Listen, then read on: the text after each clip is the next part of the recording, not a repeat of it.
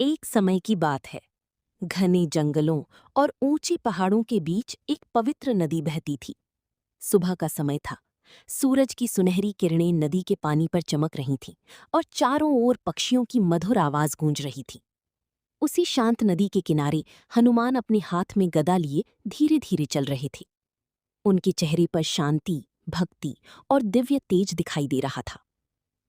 चलते चलते हनुमान जी प्रकृति की सुंदरता को निहार रहे थे। नदी का साफ पानी पत्थरों से टकराकर मधुर ध्वनि कर रहा था। पेड़ों की ठंडी हवा पूरे जंगल को शांत बना रही थी। तभी थोड़ी दूर एक विशाल बरगद के पेड़ के नीचे एक वृद्ध साधु गहरी तपस्या में लीन बैठे दिखाई दिए। साधु की लंबी सफेद दाढ़ी थी, शरीर पर भस्म लगी हुई थी और उनके चारों ओर एक अद्भुत दिव्य आभा चमक रही थी।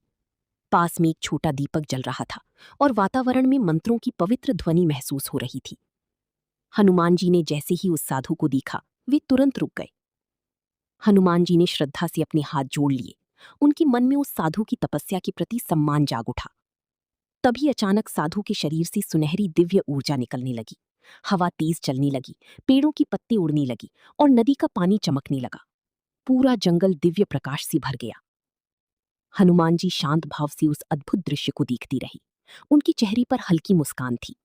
साधु अब भी ध्यान में लीन थे, मानो उनकी तपस्या से पूरा वातावरण पवित्र हो गया हो। कुछ देर बाद हनुमान जी ने साधु को प्रणाम किया और आगे बढ़ गए, लेकिन उस दिव्य तपस्या की शक्ति पूरी जंगल में गूंजती रही। साधु खड़े होकर हनुमान को जाते हुए देख रहे हैं।